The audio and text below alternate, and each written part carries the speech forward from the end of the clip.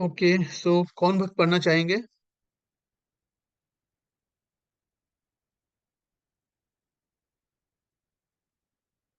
Sorry, मैं share नहीं किया था, मुझे लगा शायद शेयर कर लिया है। तो ये हम बात कर रहे थे श्रील प्रभुपाद के, जो है ना वृंदावन में समाधि है प्रभुपाद की, है ना, उनके दर्शन।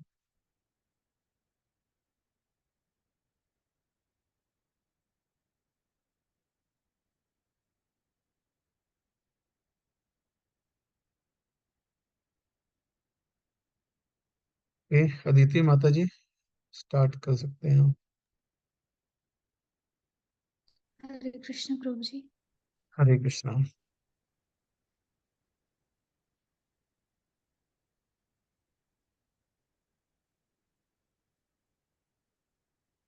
आचमन पात्र से जल की कुछ बूंदें लेकर मैंने अपने बाएं हाथ पर रखी। ब्रह्म मुहूर्त के शांत वातावरण में मैं अपनी हथेली पर गोपी चंदन घिसने लगा। मेरा मन बीते कल की बातों पर मंडरा रहा था। श्री कृष्ण इस समय क्या कर रहे होंगे?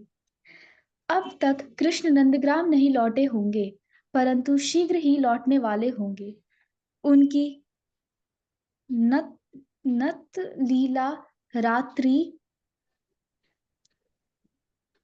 10:48 से प्रातः 3:30 अभी अभी समाप्त हुई होगी और यमुना तट के किसी कुंज में उनकी निशांत लीला, भोर समय की लीला आरंभ हुई होगी। यह काल प्रातः 3:30 से प्रातः 6 बजे तक रहता है। जब वृंदा देवी देखती है कि रात्रि समाप्त होने जा रही है, वे राधा कृष्ण को जगाने हेतु अपने तोतों को गाने के लिए कहती हैं। तोतों के साथ कोयल, कबूतर, मोर और भंवरे एक स्वर में गाने लगते हैं। मुर्गे और तोते राधा कृष्ण की सुंदर स्तुति करने लगते हैं और उन्हें तुरंत उठकर अपने अपने घर क्रमशः चावट या वर्षाना और नंदग्राम जाने के लिए कहते हैं। कृष्णदास कविराज गोस्वामी कहते हैं कि यद्यपि राधा कृष्ण जगे होते हैं, तथापि उनका मन बिस्तर छोड़ने को नहीं करता। किशोर किशोरी एक दूसरे से दूर नहीं जाना चाहते। यह देख एक तोता आपातकालीन याचना करके राधा कृष्ण को स्मरण दिलाता है कि सूर्योदय होने वाला है और यदि राधा कृष्ण नहीं उठे तो घर वाले उन्हें पकड़ लेंगे। वे दोनों कुछ भयभीत हो जाते हैं और थके होते हुए भी कुंज से बाहर निकलते हैं। श्रीमती राधा रानी को कृष्ण की पीली चादर ओढ़े तथा श्री कृष्ण को राधा रानी की नीली ओढ़नी पहने देख सखियां हंसे बिना नहीं रह पाती। राधा कृष्ण परस्पर प्रेम वार्ता में निमग्न रहते और प्रेम उन्मत्त गोपियां घर बेचने के स्थान पर उन्हें निहारती रहती। यह देखकर वृंदा देवी अपनी बंदरी कखटी को भेजती हैं जिससे वह उन्हें घर भेजने के लिए कुछ करे। यह बंदरी गीत गाती है कि किस प्रकार जटिला नींद से उठने वाली है। जटिला का नाम सुनते ही राधा कृष्ण चौकन्ने हो जाते हैं और तेज कदम बहाते बढ़ाते हुए अपने अपने घर की ओर चल पड़ते हैं। भयभीत मन से अपने आंगनों से गुजरकर वे अपने कमरे में पहुंचकर अपने बिस्तर पर लेट जाते हैं।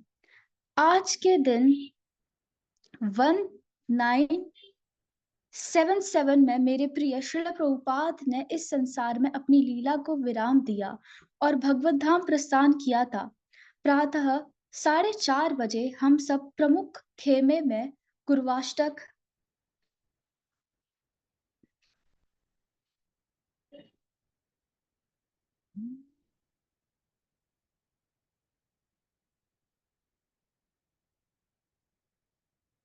प्रार्थना करने के लिए एकत्र हुए। हमारी प्रार्थना धीमी किंतु हृदय से उद्बुद्ध हो रही है। अपने गुरु महाराज की स्मृति में निमग्न हम विरह भाव में गा रहे हैं। जब भी हम वंदे गुरु श्री चरणा रविंदम यह स्थाई पद गाते, हमारे हृदय व्यतीत व्यथित हो उठते। श्रील प्रभुपाद से विरह की भावनाएं उनके प्रति हमारी आसक्ति को तीव्र बनाती है।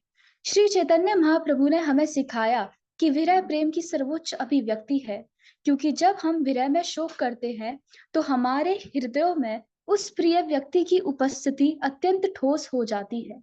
इसी विरह में मिलन कहा जाता है। आज हम बस द्वारा कृष्ण बलराम मंदिर जाएंगे और अन्य इस्कॉन भक्तों के साथ मिलकर श्रील प्रभुपाद की तिरुभाव तिथि मनाएंगे। मार्ग में हम खदीर वन रुकेंगे। एक समय था जब हम चलकर इस वन में जाया करते थे, परंतु कुछ व्यवहारिक कारणों से हम आज के दिन इसकी बस द्वारा बनने लगे। खदीर वन जाने के लिए हमारी बसें आंजनक अब आन आंजनौक से गुजरी, जो नंदग्राम के दक्षिण पूर्व में है, तथा वर्षाना एवं छाता की सड़क पर वर्षाना से 5 किलोमीटर उत्तर पूर्व में स्थित है। एक समय जब श्रीमती राधा रानी अपनी आंखों में अंजन लगा रही थी, उन्हें कृष्ण की बांसुरी का मधुर स्वर सुनाई दिया। सब काम छोड़कर वे अपनी सखियों के साथ उनसे मिलने दौड़ पड़ी। राधा को निकट आता देख कृष्ण भाव विभोर हो गए। उन्होंने राधा को वृंदा देवी द्वारा लाए पुष्प सज्जित एक आसन पर बिठाया।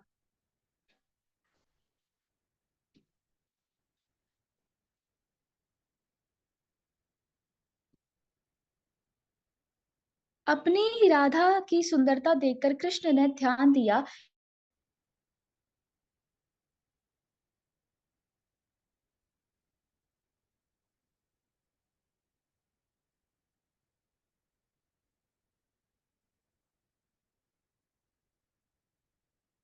श्री कृष्ण तुरंत अंजन लाए और अत्यंत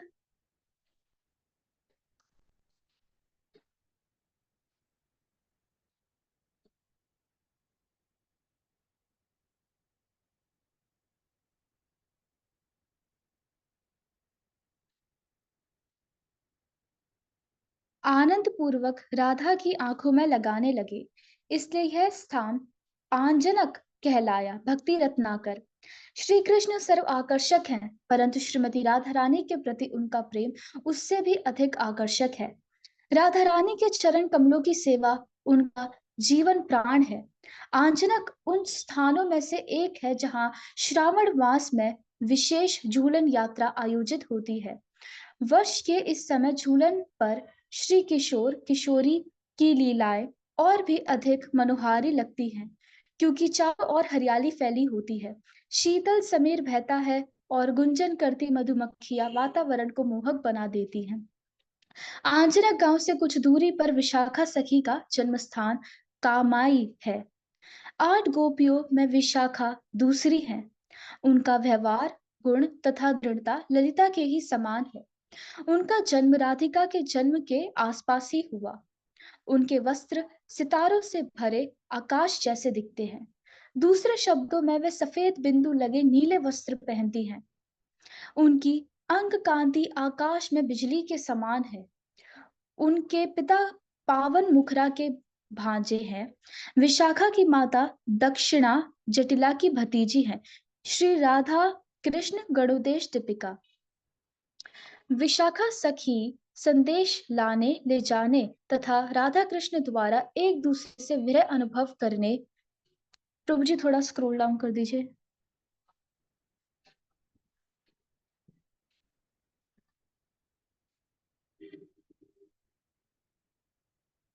करने पर उन्हें सांत्वना देने में दक्ष है।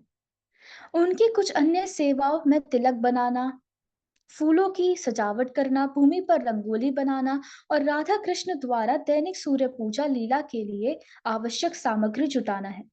विशाखा देवी जादुई कारनामे करने, कठपुतली नचाने तथा भिन्न भिन्न भाषाओं में गीत गाने में भी पारंगत हैं। खदीर वन। हमारी सूची में खदीर वन 12 वनों में 7वां है। यह नंदग्राम के पूर्व में तथा वर्षाना से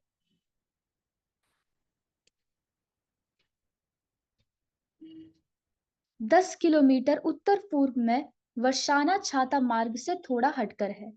आदि वरा पुराण में कहा गया है कि इस वन की यात्रा करने वाला व्यक्ति भगवत धाम प्राप्त करता है। अपनी बसों से उतरकर हमने खदीर वन को प्रणाम किया। कृष्ण अपने मित्रों के साथ गाय चराने तथा खेलने यहाँ आया करते थे। भक्ति रत्नाकर के अनुसार जावट के पास बकधरा नामक एक स्थान है जहां श्री कृष्ण ने बकासुर का वध किया था। चूंकि अक्सर माना जाता है कि बकासुर का वध खदीर वन में हुआ था, संभावना है कि बकधरा इसी वन की सीमाओं में होगा। श्रीमद् भागवतम के अनुसार इस लीला से कुछ समय पहले ही नंद महाराज सब ब्रजवासियों के साथ गोकुल से वृंदावन।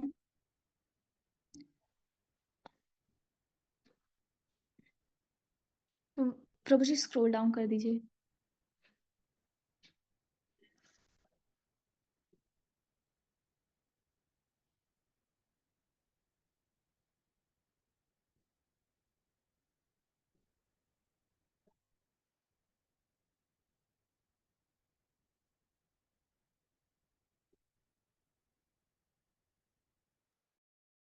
सॉरी, थोड़ा आई थिंक इंटरनेट का कुछ इशू है। आप प्लीज कंटिन्यू कीजिए।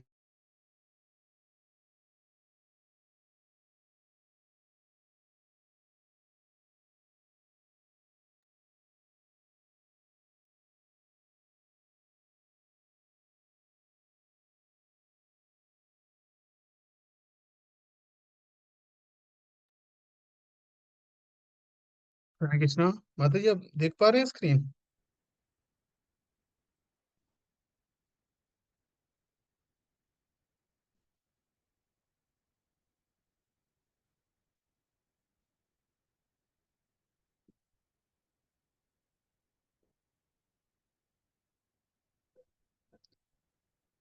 पढ़िए माता जी। अदिति माता जी देख पा रहे हैं?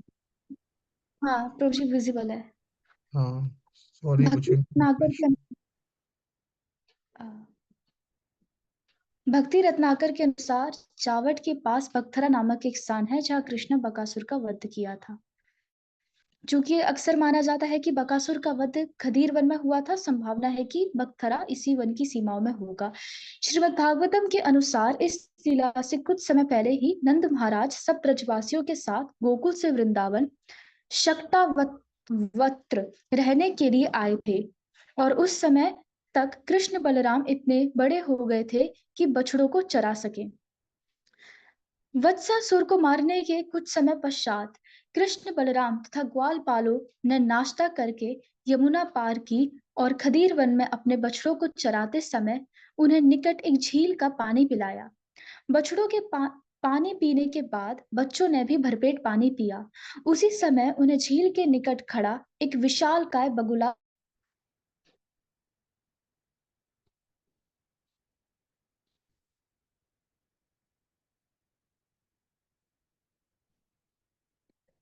और यह देखकर सब बालक प्राय मूर्छित होकर गिर पड़े। परंतु जब बकासुर कृष्ण को निगल रहा था, उसने अपने गले में प्रचंड जलन का अनुभव किया। वह जलन कृष्ण का तेज था।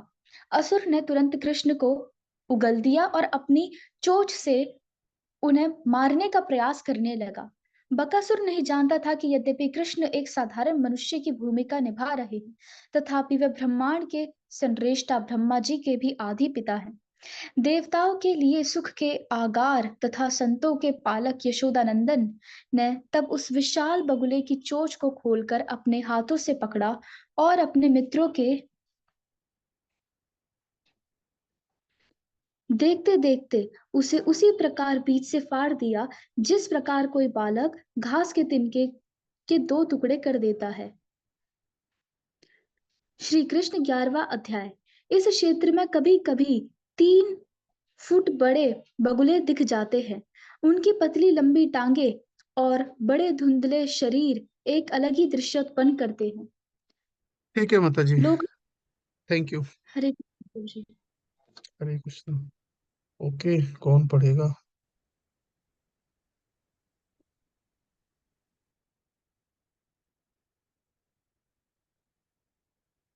ओके, चलिए गौतम प्रभु आप पढ़िए। बहुत दिनों से आपने नहीं पढ़ा।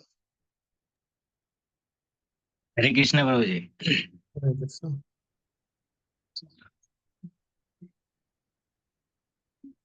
एक मिनट।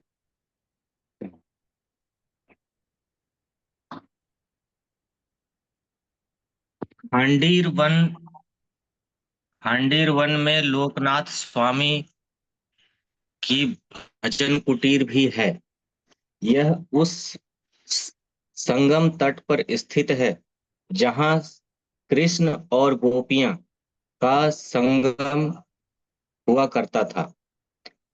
भक्ति रत्नाकर तथा प्रेम विलास में श्री चैतन्य महाप्रभु के इन अंतरंग पार्षद का वर्णन प्राप्त होता है।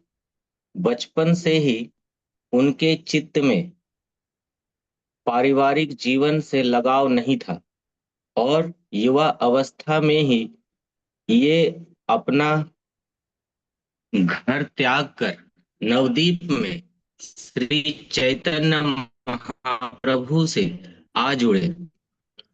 महाप्रभु ने लोकनाथ स्वामी के ऊपर कृपा बरसाई और अपने संन्यास लेने से कुछ समय पूर्व उन्हें वृंदावन जाने का निर्देश दिया। लोकनाथ स्वामी ने महाप्रभु के आदेश का पालन किया और उनके घनिष्ठ मित्र भूगर्भ स्वामी उनके साथ गोस्वामी है चले। ये वर्ड, गोस्वामी है, आप स्वामी मत पढ़िए इसको, गोस्वामी है ये। भूगर्भ गोस्वामी उनके साथ चले। यात्रा के दौरान ये दोनों गोस्वामी श्री गौरांग महाप्रभु का स्मरण करके आनंद में भाव विभोर रहते, चाहे गौर लीला हो या कृष्ण लीला। लोकनाथ एवं भूगर्भ ये दोनों सदैव एक साथ रहे। प्रेम विलास के अनुसार लोकनाथ गोस्वामी मंजू लाली मंजरी तथा भूगर्भ गोस्वामी नंदी मुखी हैं। वे यदा कदा संगम कुंड के तट पर रहकर एक साथ भजन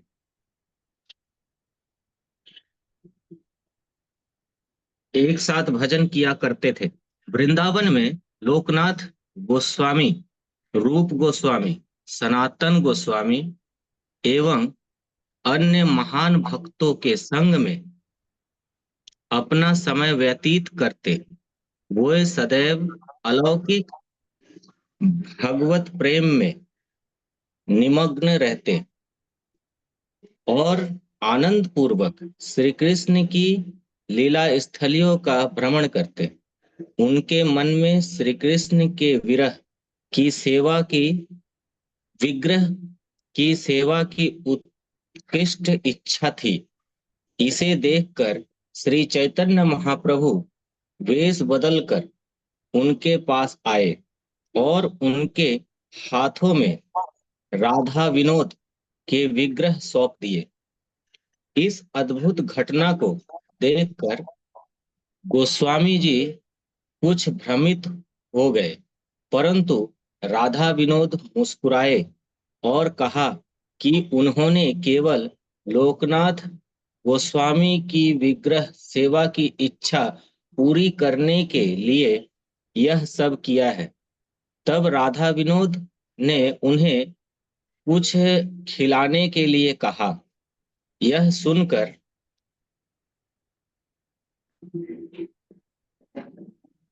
प्रदर्शन कर सकते हैं लोकनाथ, है ना, गोस्वामी जी का भजन कुटीर जो है खादीर वन में, हाँ वहां के लिए। और फिर उनकी जो समाधि है राधा गोकुलम मंदिर में है वृंदावन में। उनके जो विग्रह हैं जयपुर में है, असली विग्रह। पढ़िए मुझे। लोकनाथ गोस्वामी प्रेम से अभिभूत हो गए और वहीं खड़े खड़े अश्रु बहाने लगे। कुछ देर में स्वयं को शांत करके उन्होंने भगवान के लिए रंदन किया। यह हृदय स्पर्शी लीला निकट स्थित उमराव गांव के किशोरी कुंड के तट पर हुई। लोकनाथ गोस्वामी ने राधा विनोद को एक छोटे झोले में विराजित किया और जहां कहीं भी जाते उन्हें अपने गले में लटकाकर ले जाते। भिक्षा में उन्हें जो कुछ प्राप्त होता, वे भक्ति भाव से राधा विनोद को उसका भोग लगाते। वर्षा काल में वे राधा विनोद को एक वृक्ष की कोटर में रखते और स्वयं बाहर वर्षा में बैठे रहते। वरिष्ठ गोस्वामी होते हुए भी अत्यंत नम्रतावश उन्होंने कभी शिष्य ना बनाने का व्रत लिया। कुछ समय पश्चात श्री चैतन्य महाप्रभु के निर्देश पर नरोत्तम दास ठाकुर वहां आए और लोकनाथ गोस्वामी से दीक्षा देने की याचना की। यद्यपि आरंभ में लोकनाथ गोस्वामी ने स्पष्ट मना कर दिया, परंतु श्री चैतन्य महाप्रभु के आग्रह तथा नरोत्तम की पूरी 1 वर्ष की परीक्षा लेने के बाद उन्होंने नरोत्तम को दीक्षा दे दी। उस कालावधि में नरोत्तम अत्यंत नम्रता पूर्वक गुप्त रूप से अपने गुरु के शौच स्थान को स्वयं हाथों से साफ करते।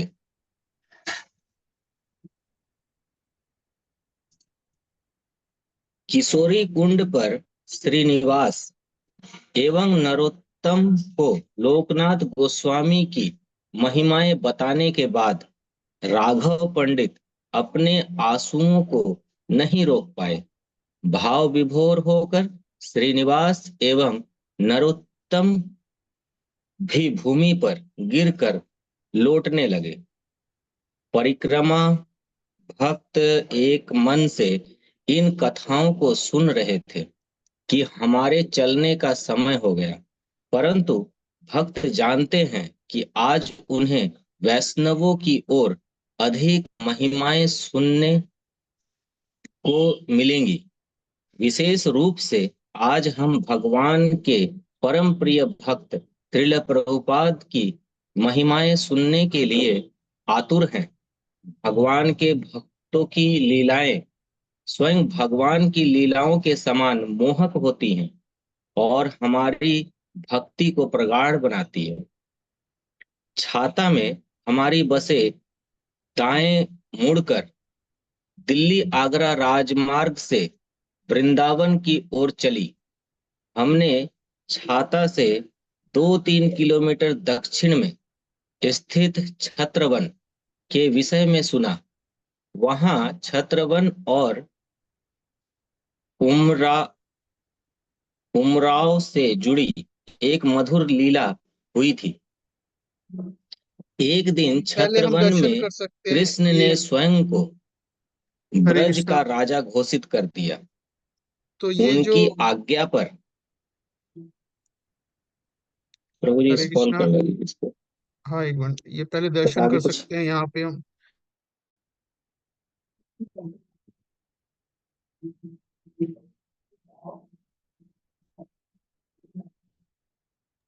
हरे कृष्णा। तो यहाँ पे हम दर्शन कर सकते हैं श्री श्री राधा विनोद जी के। तो ये विग्रह जो हैं अभी जयपुर में स्थित हैं। तो आप में से कुछ भक्त अगर ध्यान हो भी, जब हम जयपुर गए थे तो हम यहाँ दर्शन के लिए गए थे, जब सेकंड डे गए थे उस दिन लोकनाथ गोस्वामी जी का जो है तिरुभाव दिवस भी था।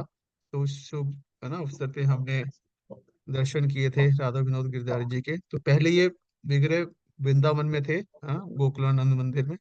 फिर वहां से ये विग्रह जो है फिर जयपुर आ गए थे। तो है ना, तो श्री श्री राधा विनोद जी की जय। तो बहुत चलिए।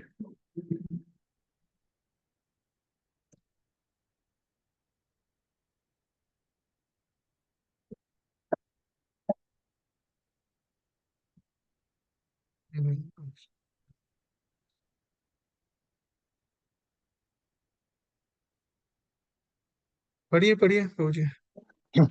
मधुमंगल के नेतृत्व में सब सखा वन वन जाकर उच्च स्वर में उनके स्वामित्व की घोषणा एवं दूसरों को इसे स्वीकार करने का आदेश देने लगे। किंतु जब सखियों ने यह सुना तो वे भड़क उठी। वे बोली, श्रीमती राधा रानी के राज्य में ऐसा दावा करने का दुस्साहस कौन कर रहा है? उस क्षण उन्होंने राधा रानी को उमराह धनी व्यक्ति का राजकुमार धनी व्यक्ति या राजकुमार घोषित कर दिया। जिस स्थान पर यह हुआ आज वह उमराव कहलाता है। तब सखियों ने युद्ध युद्ध की तैयारी की और वृंदा देवी द्वारा भेजी गई फूलों की छड़ियां उठाकर राधिका श्री राधिका के राज्य पर पुनः विजय प्राप्त करने निकल पड़ी। उसी स्थान पर ग्वाल बाल कृष्ण के सामित्व की घोषणा करते विचरण कर रहे थे।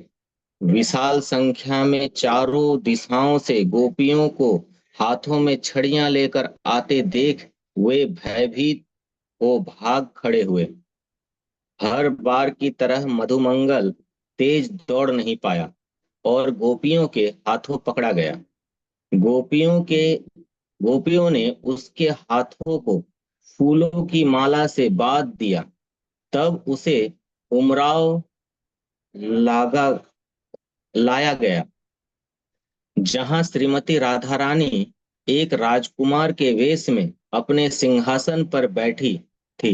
श्रीमती राधा रानी ने अपने राज्य में श्री कृष्ण की सत्ता का प्रचार करने के लिए मधुमंगल को डांटने के बाद उसे उसके राजा के पास जाने दिया। सखियों ने उसे छोड़ दिया और वह बंधे हाथों ही वहां से दौड़ पड़ा। छत्रवन में कृष्ण अभी भी सिंहासन पर बैठे थे। मधुमंगल को देखकर उन्होंने पूछा, तुम्हारी यह दशा किसने की? दुखी होकर मधुमंगल ने कहा, तुम्हें राजा घोषित करने से मेरी यह दुर्दशा हुई है। राधा रानी राजकुमार है और उनकी शक्ति असीमित है। उनके विरुद्ध तुम्हारी शक्ति क्या कर सकती है? संपूर्ण जगत के मन को हरने वाला कामदेव भी उनके नेत्रों की चाल से कांपने लगता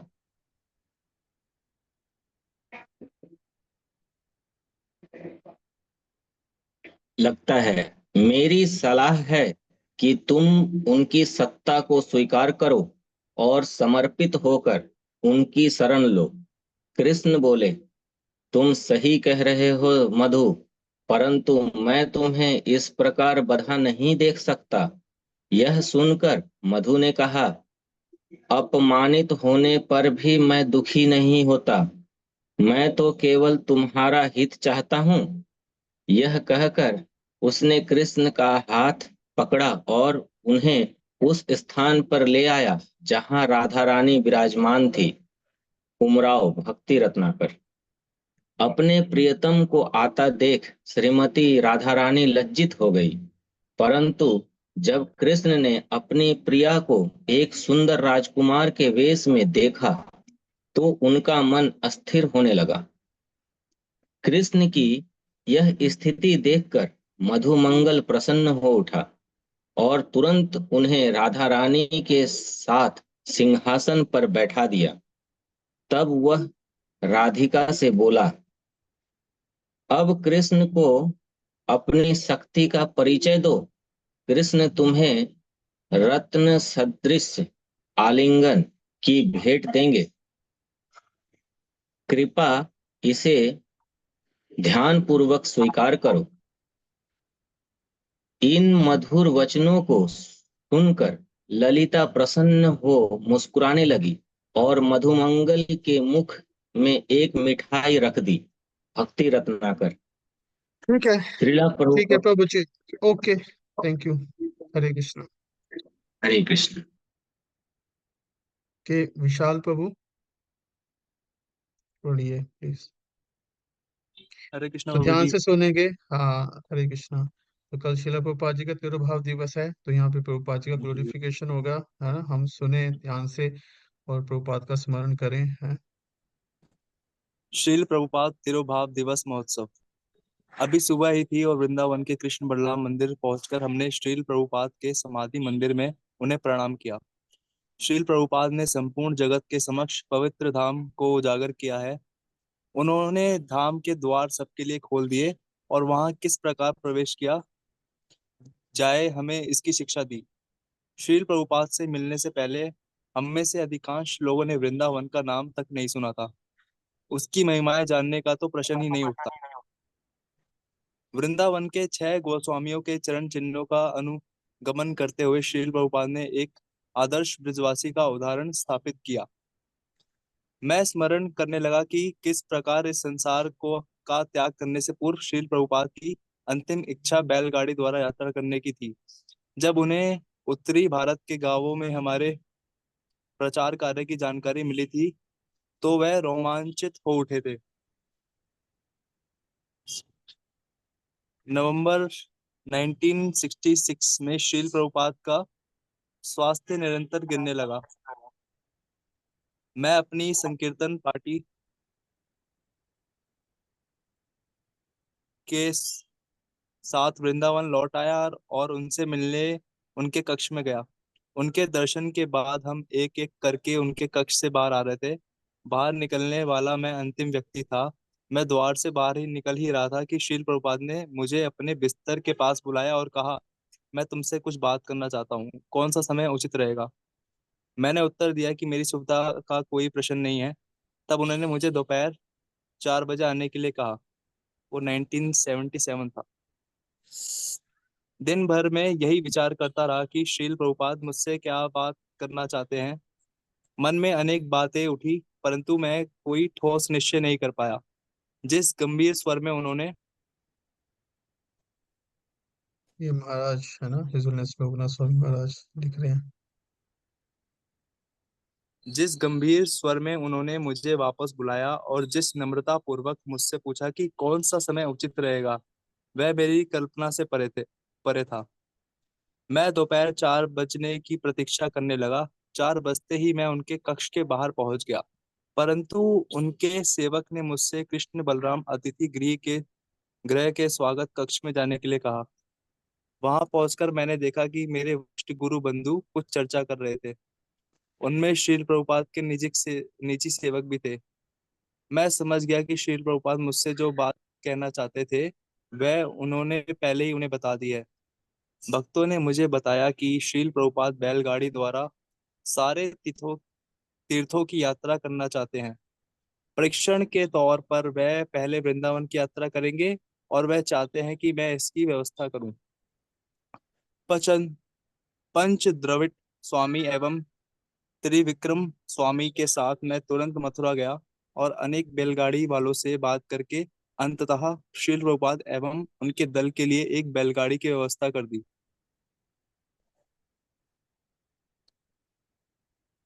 मथुरा में लौटकर मैं श्रील प्रभुपाद से मिलने गया।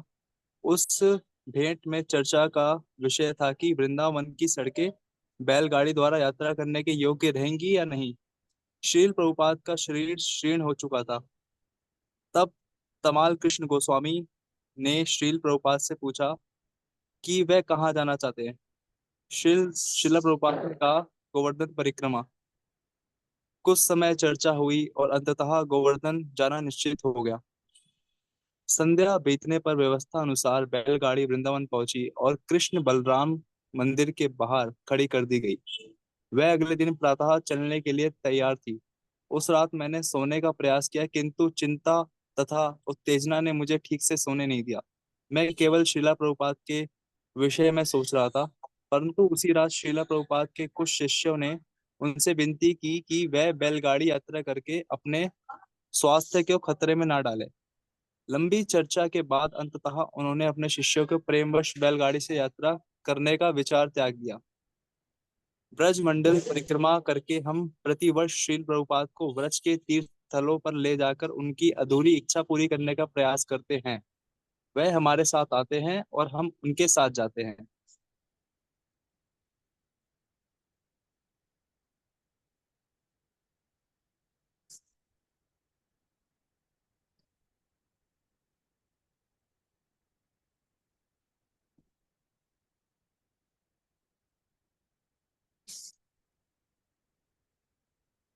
क्या हुआ, पढ़िए कौन।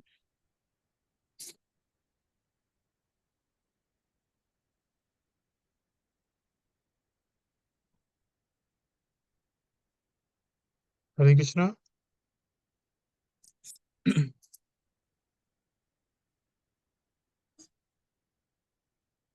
हरे कृष्णा, विशाल बुक पढ़िए आप। अच्छा। अ, हमने श्रील प्रभुपाद द्वारा दिए गए इस विशेष उपहार भक्तों का संग पर गहन चिंतन करते हुए अपना समय बिताया। उपदेशामृत में श्रील प्रभुपाद लिखते हैं कि उन उनका यह आंदोलन छह आदान प्रेम के छह आदानों प्रदानों द्वारा घोषित है। अंतरराष्ट्रीय कृष्णा भावनामृत संघ के का सार है प्रेम। यह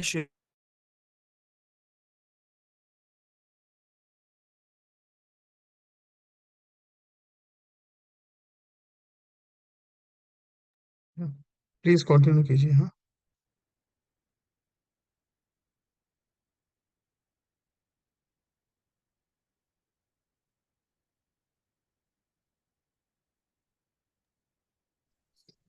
हमने हमने श्रीला प्रभुपाद द्वारा दिए गए इस विशेष उपहार भक्तों का संग पर गहन चिंतन करते हुए अपना समय बिताया। उपदेशामृत में श्रीला प्रभुपाद लिखते हैं कि उनका यह आंदोलन प्रेम के छह आदान प्रदानों द्वारा पोषित है। अंतर्राष्ट्रीय कृष्णा भावनामृत संघ के का सार है प्रेम। यह श्रीला प्रभुपाद के हृदय से प्रवाहित होकर संपूर्ण विश्व के भक्तों को अप्लावित करता है और उन्हें गंभीरता पूर्वक हरिनाम कीर्तन करने एवं दूसरों की सहायता द्वारा उनके मिशन में सेवा करने के लिए प्रेरित करता है। हमारी यही हार्दिक प्रार्थना है कि हम में उनके चरण कमलों की छत्र छाया प्राप्त हो और हम सदैव उनके युवा वृद्ध सब प्रिय भक्तों के संग में प्रेम पूर्वक व्यवहार करें। इतने दिनों से परिक्रमा की जीवन शैली में रमणने के कारण आज सब परिक्रमा भक्तों को लग रहा है मानो वे किसी दूसरी दुनिया में आ गए हों। वृंदावन का जीवन व्यस्त है और यहाँ प्राप्त सुविधाएं परिक्रमा के ग्रामीण शांत एवं सादगी भरे जीवन के विपरीत है। श्रीला प्रभुपाद तिरोभाव महोत्सव कार्यक्रम का आयोजन बलराम हॉल के पीछे एक पंडाल में किया गया है। दीवारें सफेद नीले कपड़ों द्वारा सुंदरता से सजी हैं। मंच के मध्य श्रीला प्रभुपाद अपने व्यासासन पर व्यासासन पर भव्यता पूर्वक विराजमान है। मंच की बाई और प्रोजेक्टर पर श्रीला प्रभुपाद के सुंदर चित्रों का स्लाइड शो दिखाया जा रहा है। आज यहाँ वैष्णव का मेला लगा है जिनमें श्रीला प्रभुपाद के अनेक शिष्य इस्कॉन वृंदावन के निवासी भक्त वृंदावन के आसपास इस्कॉन मंदिरों के कांग्रेशन कांग्रेशन भक्त वृंदावन में कार्तिक माह बिताने विश्व भर से आए भक्त स्थानीय ब्रजवासी तथा हम परिक्रमा के भक्त हैं। प्रभुपादनुगों का एक विशाल संगम। यद्यपि पूरा पंडाल भक्तों से भरा है फिर भी हमने जैसे तैसे अपना स्थान बना लिया। श्रीला प्रभुपाद के शिष्य बारी बारी अपने प्रिय गुरु महाराज को चामर ढुलाने मंच पर आते।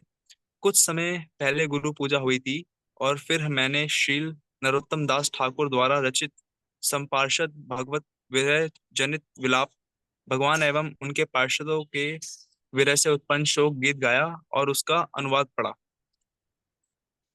दिव्य प्रेम का धन लेकर आने वाले तथा करुणा के असीमित भंडार श्रीला श्रीनिवास आचार्य ठाकुर कहाँ चले गए। मेरे श्रील स्वरूप दामोदर और श्रील रूप गोस्वामी कहाँ हैं। श्रील सनातन गोस्वामी कहाँ हैं और पतित पवन श्रील रघुनाथ दास गोस्वामी कहाँ हैं।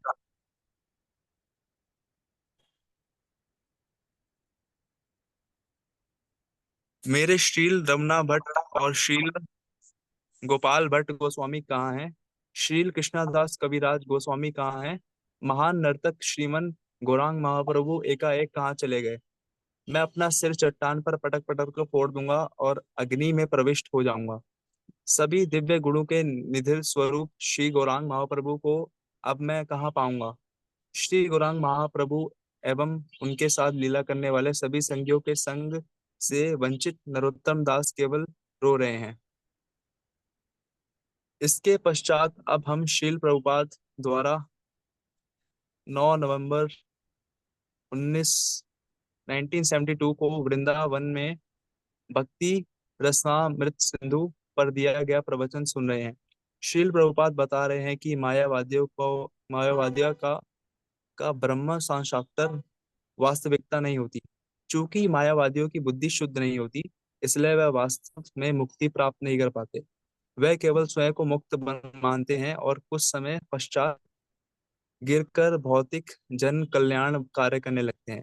जो व्यक्ति पूर्ण पुरुषोत्तम भगवान को नहीं समझता, उसकी बुद्धि शुद्ध नहीं है। निराकार ब्रह्म ज्योति में कोई विविधता नहीं है, इसलिए विविधताओं का सुख भोगने के लिए व्यक्ति को पुनः नीचे आना ही पड़ता है। चूंकि हम जीवात्मा भगवान परम पर परम ब्रह्मा भगवान श्री कृष्ण के अंश हैं, इसलिए उन्हीं के समान स्वभाव से हम भी आनंदमयो भाय आनंदमयो व्यसात अर्थात सदैव आनंदमय हैं। हम सभी आनंदमय जीवन की खोज में हैं। वह आनंदमय जीवन केवल श्री कृष्ण के साथ नृत्य करके प्राप्त किया जा सकता है, अकेले अथवा किसी अन्य के साथ नृत्य करके नहीं। इसलिए जब तक हमें वह स्थिति प्राप्त नहीं होती, हम वास्तविक रूप से प्रसन्न नहीं हो सकते। विविधता ही आनंद की जननी है। भोजन को ही लें, हम अन्न खाते हैं और दूध पीते हैं, परंतु यदि हम इनसे हलवा आदि विविध स्वादिष्ट व्यंजन बनाएंगे तो हमें अधिक आनंद मिलेगा। तो विविधता आनंद की जननी है। यदि मैं आपको मुट्ठी भर अनाज दूं और कटोरा भर दूध दूं, तो आप उसको अधिक आनंद नहीं ले सकते, परंतु उसके द्वारा विविध व्यंजन बनाकर आनंद लिया जा सकता है। इसी प्रकार विविधताओं में प्रकट होने वाला ब्रह्मा अधिक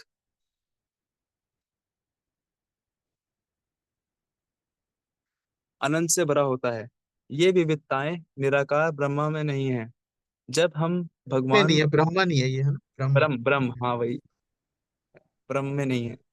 जब हम भगवान अथवा परम ब्रह्म से संबंध बनाते हैं तो हमें वे विविधताएं मिलती हैं और हम आनंद लेते हैं। हम वहां से फिर लौटकर इन संसार में नहीं आते। अ, प्रवचन के पश्चात प्रति वर्ष के समान हमारे अतिथि श्रीमान प्राण गोपाल शास्त्री ने श्रीला प्रभुपाद का गुणगान करते हुए संस्कृत श्लोक उच्चारण किए। उन्होंने स्वयं इसकी रचना की है और उच्चारण करने के बाद इनका अर्थ भी बताया। ठीक अब है। श्रीला प्रभुपाद। ओके। ठीक है, थैंक यू विशाल प्रभु, हरे कृष्ण। हरे कृष्णा। ठीक है, पवन प्रभु आप पढ़िए, अनम्यूट कर लीजिए। यहाँ से अब शिला प्रभुपाद का हार्दिक गुणगान करने की बारी है।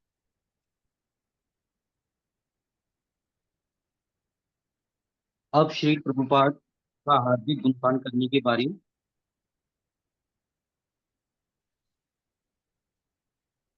अब श्री प्रभुपाद के हार्दिक गुणगान करने की बारी उनके शिष्यों की है। अंग्रेजी में दी जाने वाली श्रद्धांजलियों के हिंदी अनुवाद की व्यवस्था भी है। कृतिकृष्ण प्रभु कार्यक्रम के मंत्र सूत्रधार हैं और अधिकाधिक वक्ताओं को बोलने का अवसर मिल सके, इसलिए वे बार बार हमसे अपनी श्रद्धांजलि को सीमित रखने का निवेदन कर रहे हैं। इस इस प्रकार श्री प्रभुपाद के शिष्य एक एक करके श्री प्रभुपाद के प्रति अपनी सराहना व्यक्त करने लगे।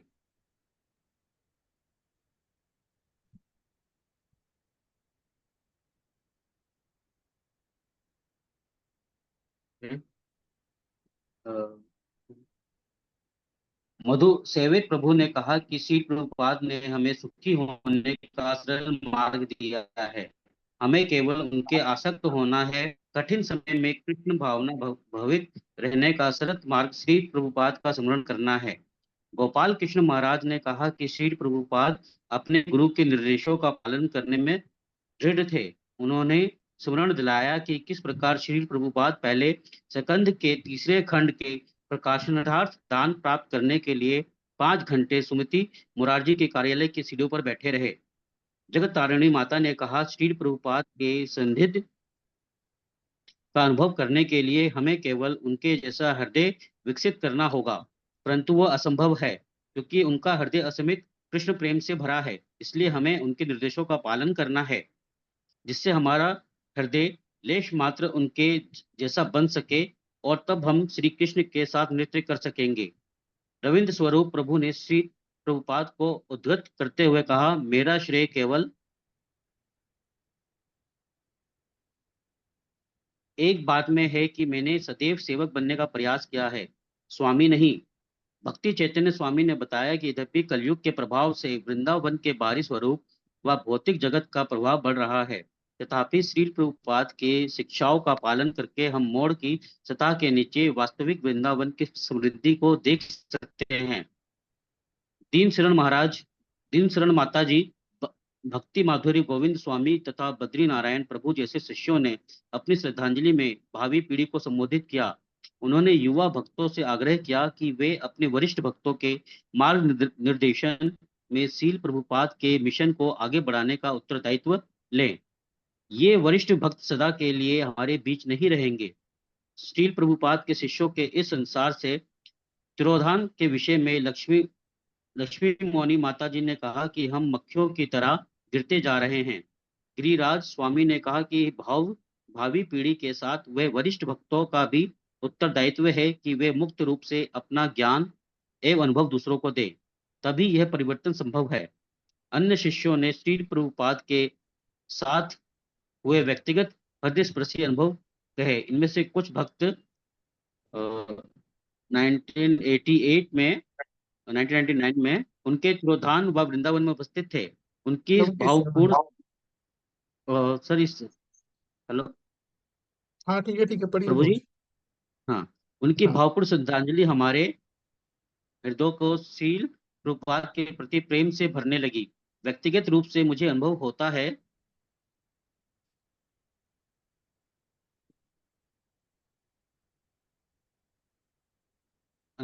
है कि अपने तिरोभाव दिवस पर श्री प्रभुपाद अधिक प्रकट होते हैं, क्योंकि इस अवसर पर उनके अनेकानेक शिष्य तथा पौत्र शिष्य एकत्रित हो उनका गुणगान करते हैं।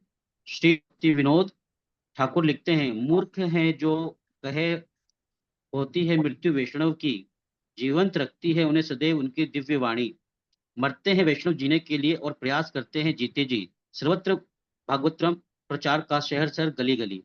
दोपहर को है पंडाल पंडाल तपने लगा है, परंतु श्री प्रभुपाद के गुणगान में निमग्न हमें इनका अनुभव नहीं हो रहा है।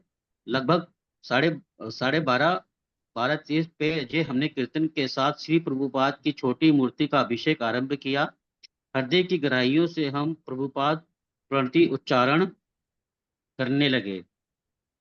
नमो ओम विष्णुपादाय कृष्ण श्रेताय भूतते श्रीमते भक्ति वेदांत स्वामिनिते नमे नमे नमीने। मैं कृष्ण कृपा मूर्ति अभ्यर्चरण विद भक्ति वेदांत स्वामी श्री प्रभुपाद को तो कल भी हमारे मंदिर में है ना इसी प्रकार से कार्यक्रम रहेगा। सुबह 10:30 बजे से अभिषेक रहेगा। आप में से जो भक्त आ सकते हैं है ना, आके श्रील प्रभुपाद का गुणगान सुन सकते हैं और अभिषेक कर सकते हैं है ना, प्रभुपाद का। श्री प्रभुपाद को साधारण प्रणाम करता हूँ। भगवान श्री कृष्ण के चरण कमलों का पूर्ण आश्रय लेने के कारण इस पृथ्वी पर वे उन्हें अतिशय प्रिय हैं। नमस्ते सरस्वते देव और वाणी प्राचार्य निर्विशेष शून्यवादी यसा चात्य देश तारिणे। गुरुदेव, आप शील भक्ति सिद्धांत स्वामी सरस्वती गोस्वामी के प्रिय सेवक हैं। आप कृपा करके श्री चैतन्य महाप्रभु के संदेश का प्रचार कर रहे हैं तथा निर्वेशन और शून्यवाद से व्यक्त पाश्चात्य जगत का उद्धार कर रहे हैं। आपके चरणों में मेरा सादर प्रणाम है। हमारे कीर्तन के दौरान श्री प्रभुपाद के दिव्य शरीर पर विभिन्न शुभ वस्तुओं का लेप लगाया जा रहा है। उनके ऊपर दूध की पहली धार गिरते ही भक्तगण जय घोष करने लगे। तब मंच की बाई ओर से पुरुष तथा दाई ओर से स्त्रियां पंक्तिबद्ध हो बारी बारी से स्नेह पूर्वक श्री प्रभुपाद का पंचामृत विविध फलों के रसों और सुगंधित फलों से अभिषेक करने लगे। श्री चैतन्य महाप्रभु के महान सेनापति के अभिषेक का पवित्र चरणामृत मेज के नीचे रखी बाल्टियों में जमा हो रहा है। जय प्रभुपाद के उद्घोष के साथ हमारा कीर्तन प्रकाष्ठा पर है और भक्त उन्मत्त नृत्य कर रहे हैं।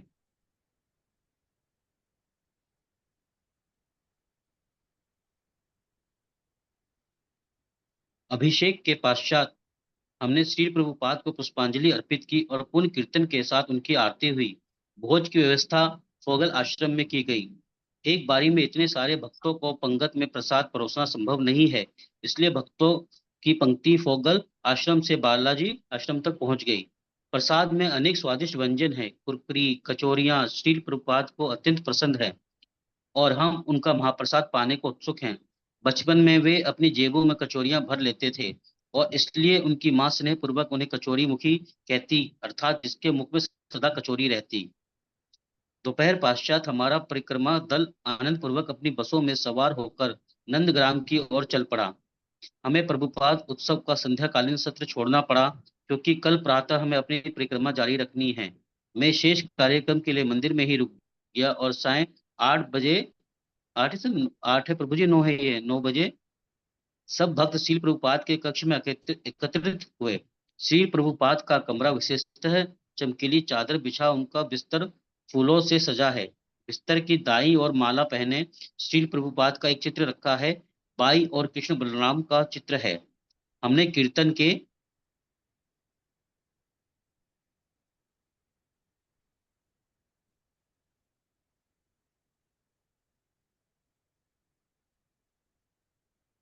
प्रभु जी आगे पेज कर दीजिए।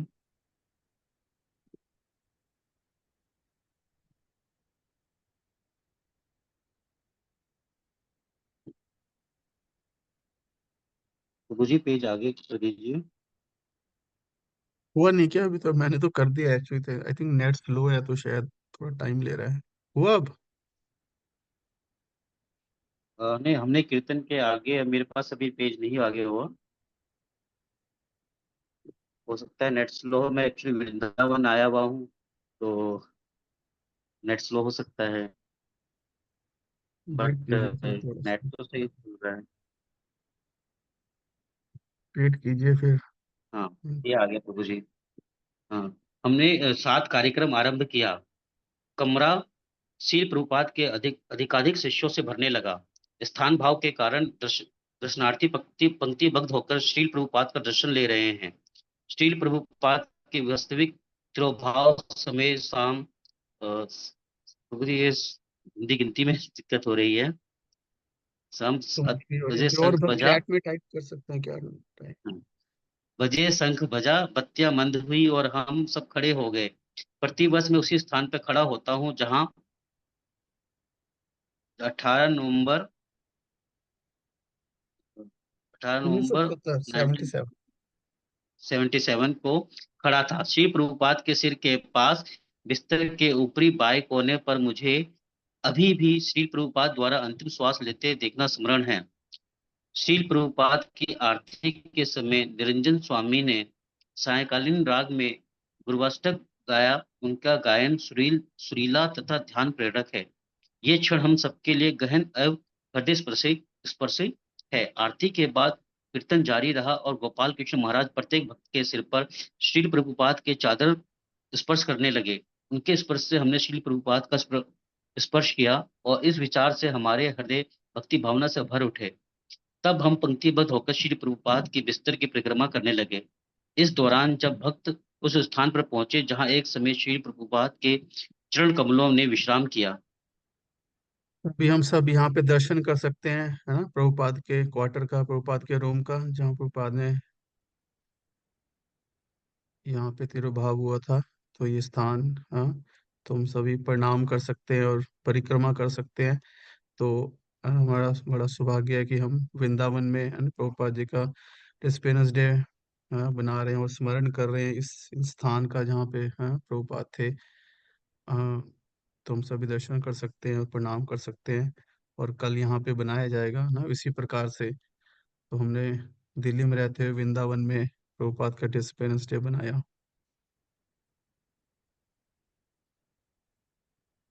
हाँ, वे धीरे धीरे झुककर वहां अपना सिर लगाते। अनंतः हम बैठ गए और उन भक्तों की श्रद्धांजलि सुनने लगे जिन्हें प्रातकालीन सत्र में समय नहीं मिल पाया था। नंदग्राम पहुंचकर भी परिक्रमा भक्त आज के उत्सव श्री प्रभुपाद की कथा में डूबे हुए हैं। जिन युवा भक्तों को कभी श्री प्रभुपाद का व्यक्तिगत संग नहीं मिला था, वे भी उनके प्रति अपनी भक्ति एवं सराहना व्यक्त कर रहे हैं। उनके अनुभव श्री प्रभुपाद की शक्ति का प्रमाण है, जिसे कोई भी व्यक्ति उनकी शिक्षाओं के पालन एवं उनके स्मरण द्वारा प्राप्त कर सकता है।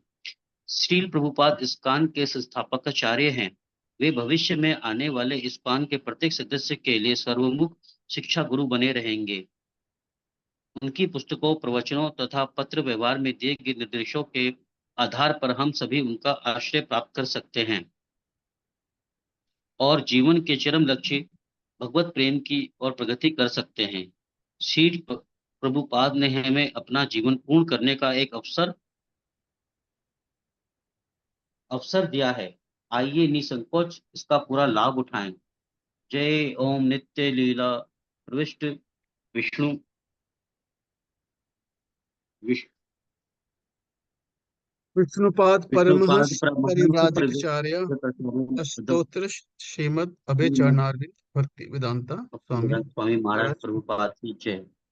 जय। शिला प्रभुपाद की जय। है जय। ना। तो लास्ट में बहुत इंपॉर्टेंट चीज यहाँ पे है ना, महाराज बता रहे हैं कि ऑफ कोर्स प्रभुपाद की मेमोरीज भी हैं, उनको हम स्मरण कर सकते हैं, उनकी भक्तों से डीलिंग्स है वो स्मरण कर सकते हैं। और सबसे जो इम्पोर्टेंट है वो है प्रभुपाद की जो शिक्षाएं हैं। शिक्षा जो है सबसे इम्पोर्टेंट चीज है। और हम और भक्तों को है ना, जो भी प्रभुपाद मतलब इस्कॉन में भक्त जो हैं वो ऑफ कोर्स वही शिक्षा को प्रदान कर रहे हैं, लेकिन हमें जो है ना प्रभुपाद की बुक्स जो हैं वो जरूर पढ़ने चाहिए। प्रभुपाद के लेक्चर्स जो हैं, कन्वर्सेशंस जो हैं वो जरूर सुननी चाहिए। और प्रभुपाद के लेक्चर सुनने चाहिए और उनकी है ना बुक्स पढ़नी चाहिए, क्योंकि प्रभुपाद सबसे पहले है ना प्रमुख कौन है ना, is the founder acharya and the preeminent shiksha guru. हम सबके शिक्षा गुरु हैं वो, है ना, श्रील प्रभुपाद है। ऑफ कोर्स उसके बाद बाकी जो भी शिक्षा और दीक्षा है वो उसी के आधार पे है। तो इसलिए श्रील प्रभुपाद की टीचिंग्स को समझना, मतलब सुनना और फिर समझना, पढ़ना और समझना बहुत जरूरी है। तो हम है ना यही एक संकल्प ले सकते हैं आज के दिन या कल के दिन प्रभुपाद से पेरेंट्स डे पे कि हम जो है ना रेगुलरली उनके बुक्स पढ़ेंगे और लेक्चर सुनेंगे और प्रभुपाद के इंस्ट्रक्शंस को फॉलो करेंगे, है ना, प्रयास करेंगे पूरा। और जो भी इस्कॉन का सिस्टम है, हाँ, हम उसको उसके प्रति जो है हम है ना सिस्टम को फॉलो करेंगे, इस्कॉन में रहते हुए है ना प्रॉपरली भक्ति करेंगे। तो इससे शिला प्रभुपाद प्रसन्न होंगे, क्योंकि यही उनके आने का पर्पस था। हाँ। तो इसके द्वारा हम हाँ उनको प्रसन्न कर सकते हैं और उसके द्वारा उनकी कृपा हमें मिलेगी, जिससे हम भक्ति में आगे बढ़ सकते हैं। और मतलब भक्ति का मार्ग इसी को, भक्ति में जो हमारी ना प्रोग्रेस है वो इसी के ऊपर ही डिपेंड करती है, हाँ, कि वैष्णव कृपा के ऊपर, वैष्णव को प्रसन्न करने के ऊपर। हमारा खुद का प्रयास तो जस्ट है ना, प्रयास और कृपा जैसे होता है, तो हमारा प्रयास सिर्फ इतना ही होगा जब हम ये सब करेंगे।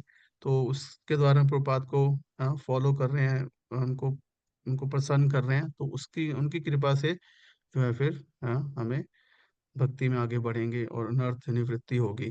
तो इसलिए प्रभुपाद को प्रसन्न करने के लिए वही है कि प्रभुपाद की जो है हम यहाँ पे बताए गए उनकी पुस्तक, प्रवचनों, पत्र में, व्यवहार में दिए गए निर्देशों के आधार पर हम सभी उनका आश्रय प्राप्त कर सकते हैं और जीवन के चरम लक्ष्य भगवत प्रेम की ओर प्रगति कर सकते हैं। तो इसलिए सभी रेगुलरली जो है प्रभुपाद की बुक्स पढ़िए, हाँ, और आगे बढ़िए। ठीक है, तो यहीं पे अब विराम देंगे और कल फिर जो है हम वृंदावन, सॉरी, नंदग्राम से कोकिला वन जाएंगे। तो कोकिला वन में भी बहुत सारी सुंदर लीलाएं हुई, तो उनका श्रवण करेंगे, दर्शन करेंगे। ठीक है, तो अभी कल सभी जो है मंगला आरती कार्यक्रम है ना अटेंड करें, और जो मंदिर में आ सकते हैं मंदिर में करें, नहीं तो घर पे गुरु अष्टकम सवेरे जरूर गाएं, हाँ, और प्रभुपाद का स्मरण करें। और उसके बाद जिनके लिए पॉसिबल है मंदिर में आके वो कर सकते हैं, नहीं तो अगर नहीं आ सकते लाइव स्पॉन डेली लाइव पे कार्यक्रम देख सकते हैं। लेकिन जो आ सकते हैं वो बेस्ट है आके कार्यक्रम अटेंड करें मंदिर में, भक्तों के संग में एक अलग ही है ना उसका जो है कॉन्शियसनेस होती है, और अभिषेक उसके बाद प्रसाद है ना सब रहेगा। तो आप सभी आमंत्रित हैं। ठीक है, तो बहुत बहुत धन्यवाद सभी भक्तों का।